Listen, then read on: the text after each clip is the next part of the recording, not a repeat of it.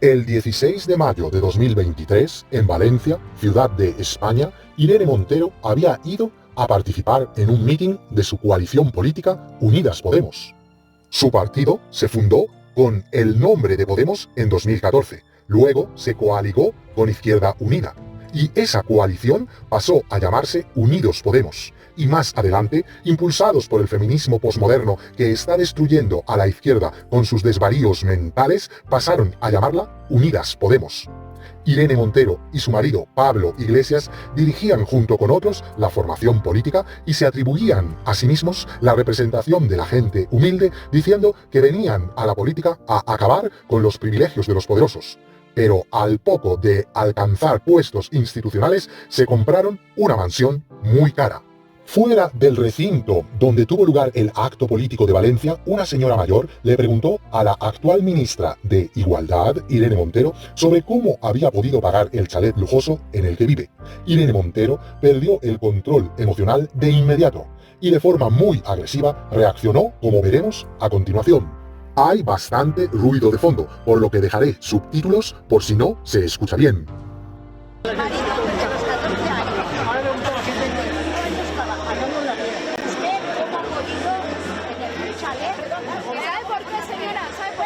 Porque mi padre falleció de cáncer con 60 años y me dejó una herencia porque soy hija única. Mira, por eso y porque tengo una pareja con la que me he podido comprar con mi dinero la casa de la oye, dejadle que hable. Como me interesa todo lo que tiene que ver con lo psicológico y una imagen vale más que 1000 palabras, fijaos en el lenguaje corporal de la política. Todo su cuerpo se abalanza hacia la anciana en una acción completamente intimidante, igual que la del fortachón que en el colegio abusaba del alumno débil. En la expresión de la señora se percibe cierto temor.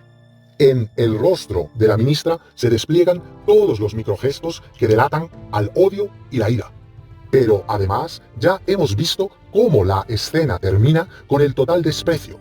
La poderosa descarga toda su tóxica energía sobre una abuela del pueblo y, considerándola insignificante desde su posición de privilegio, la deja con la palabra en la boca sin derecho a réplica.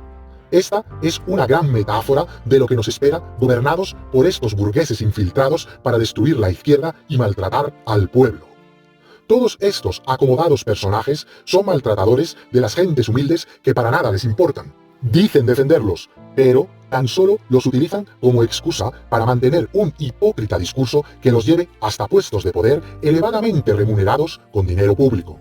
Después, en la vida real, como en este ejemplo se puede observar, dedicarán el desdén a los desfavorecidos.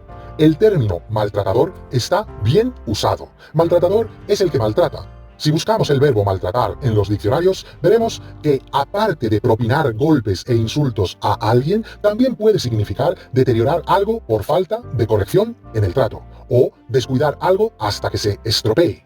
En este sentido, la ministra está maltratando a las clases humildes porque se desentiende de ellas, las abandona y ningunea como a esta mujer. Incluso, en este caso, su comportamiento roza la crueldad. Igual de crueles son las leyes aprobadas por el gobierno actual en las que se han liberado masivamente a violadores que potencialmente agredirán más fácilmente a mujeres de barrios trabajadores. Pero, ¿qué es lo que esta ciudadana corriente recriminaba a la dirigente dueña de esa energía tan negativa? La controversia con la suntuosa vivienda de la ministra comienza con Luis de Guindos.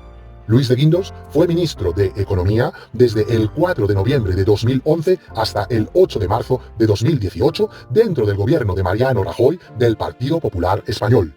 Estando en el cargo de ministro, Luis de Guindos compró el 27 de julio de 2012 un ático de 2 habitaciones en la urbanización Hoyo 10 dentro de la muy exclusiva zona residencial de La Moraleja, perteneciente a su vez a Alcobendas, un municipio de la Comunidad de Madrid cercano a la capital. El valor de este piso fue de 587.000 euros. El gobierno iba a subir el impuesto sobre el valor añadido, conocido como IVA, de la compraventa de pisos del 4 al 10% a partir del 1 de enero de 2013.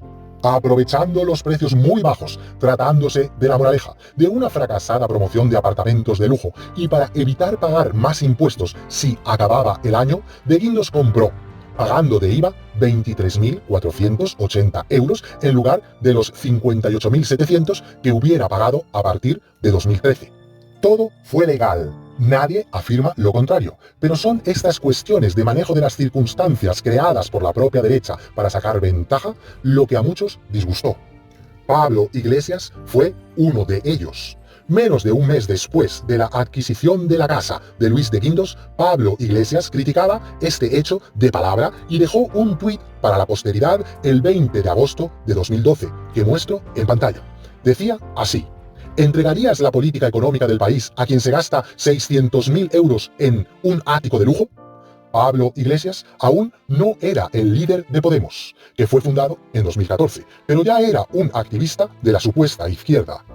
Cuando el partido político Podemos empezó a hacerse famoso y a ser apoyado popularmente, entre otros por mí, Pablo Iglesias decía que jamás abandonaría su barrio madrileño de Vallecas, estereotipo de distrito obrero. Aparecía en numerosas entrevistas diciendo que un político de su ideología debía estar orgulloso de su lugar de residencia humilde, conviviendo con la realidad diaria de la gente trabajadora.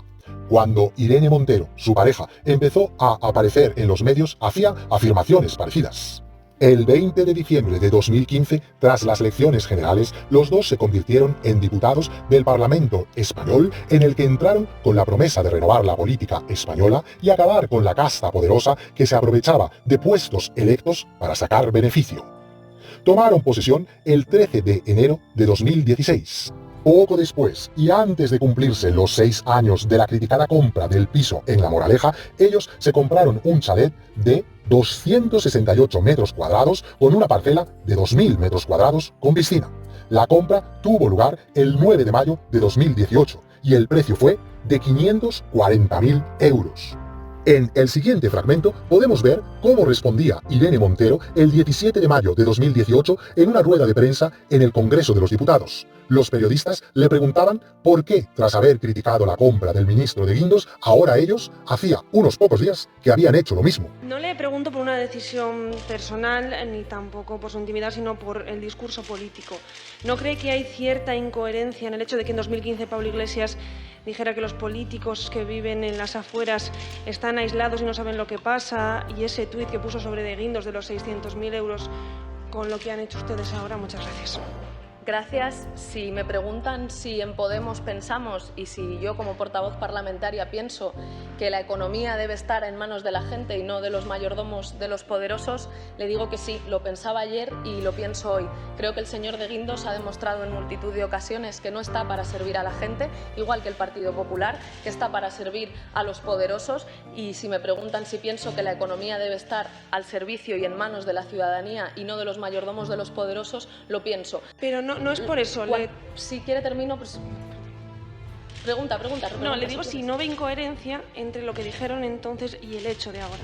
Le insisto, si lo que me está preguntando es si a mí me parece coherente defender que la economía esté en manos de la gente y que sean los ciudadanos y las ciudadanas las que tengan el control de la economía de su país y no se la entreguen a los mayordomos de los poderosos, lo sigo pensando. Lo pensaba ayer y lo pienso hoy. Si pienso que un ministro o una ministra debe comprar viviendas para vivir y no para especular, lo pensaba ayer y lo pienso hoy. Y no solamente eso, sino que lo seguiré defendiendo con las políticas que defienda en esta Cámara o en el lugar en el que la militancia, los inscritos, la gente de Podemos me ponga después de ser portavoz parlamentaria. Voy a seguir defendiendo que los ministros, las ministras, los cargos públicos tengamos viviendas para vivir y no para especular.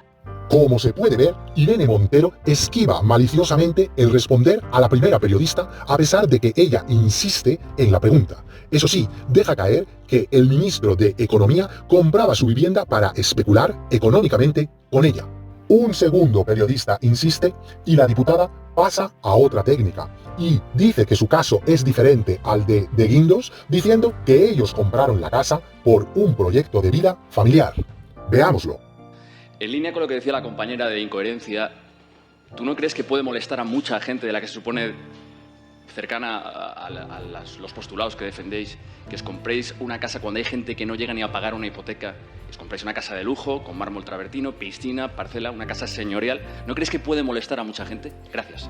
Gracias. Como ustedes saben, Pablo Iglesias y yo llevamos tiempo emprendiendo un proyecto familiar y parte de ese proyecto familiar ha consistido en buscar una casa cerca del campo en la que vivir.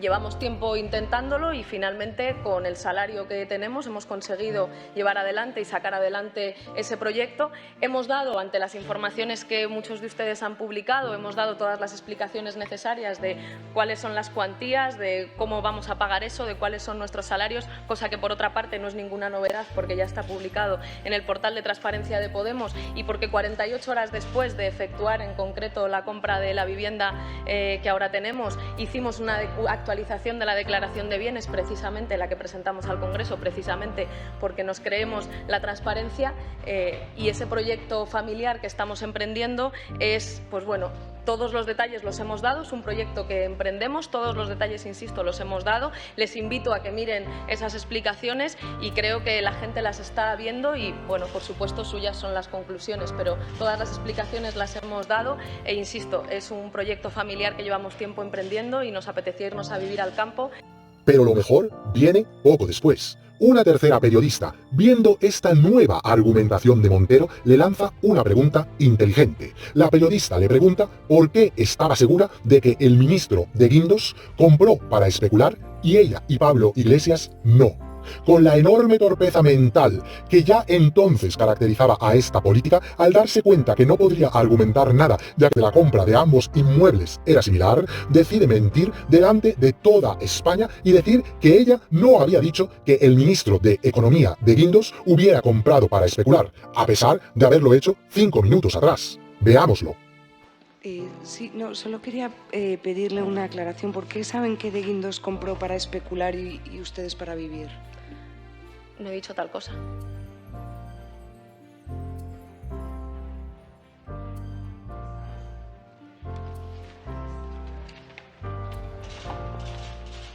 Es muy significativa la cara de mezcla de sorpresa y enfado de Irene Montero ante la reacción de los periodistas al ser testigos de esa mentira. Voy a seguir defendiendo que los ministros, las ministras, los cargos públicos tengamos viviendas para vivir y no para especular. No he dicho tal cosa. Y no para especular. No he dicho tal cosa. Y no para especular. No he dicho tal cosa. Mi consejo, queridos amigos proletarios, es que jamás votéis por gente así. Yo mismo voté por ellos, pero no lo haré más.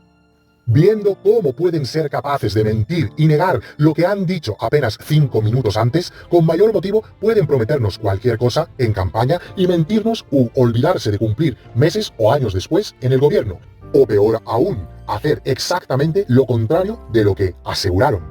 Para terminar de decepcionar a los que en un principio creímos en ellos, Podemos dejó de cumplir con su política de transparencia. Al principio tenían un portal de transparencia online donde se podían ver los ingresos y posesiones de los miembros del partido. Pero, coincidiendo con el aumento de sus ganancias al alcanzar puestos de poder, entre 2017 y 2018 dejaron de actualizar los datos económicos de sus dirigentes. Esto ya demuestra su falsedad, pero las cosas empeoraron en la Asamblea Ciudadana Estatal que tuvo lugar en 2020.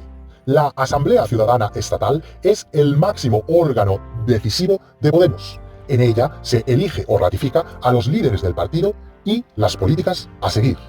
La anterior asamblea comenzó en diciembre de 2016 y terminó en febrero de 2017.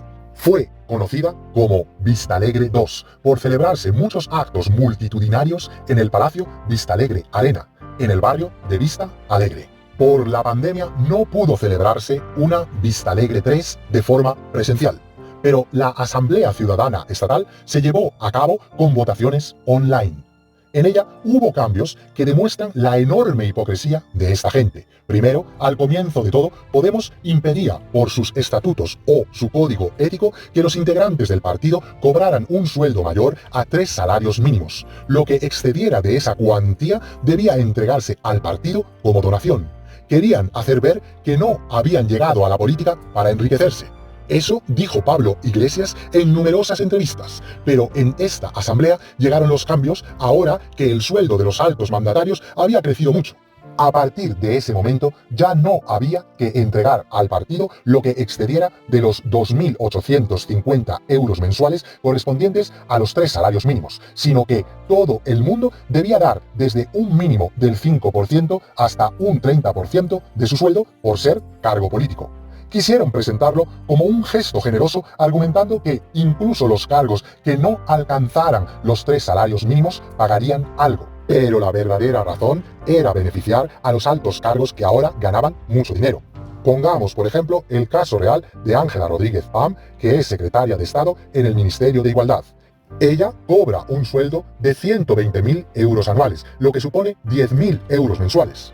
Ella y otros cargos de Podemos con ingresos similares pueden ahora embolsarse muchísimo más que antes. Incluso aplicándoles el 30% de donación al partido, podrían llevarse 7.000 euros en vez de los anteriores 2.850. Al final, su ética es el dinero.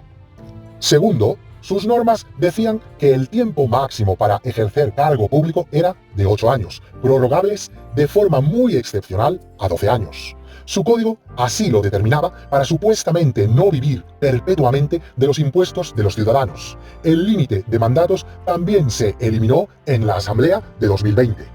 Y tercero, también se eliminó la cláusula de su código ético que impedía que un representante de Podemos tuviera más de una función pública o más de un cargo interno en Podemos. Esto se hizo para que se permitiera el incumplimiento que hasta ese momento venían cometiendo Pablo Iglesias e Irene Montero, siendo para entonces ambos diputados y ministros a la vez.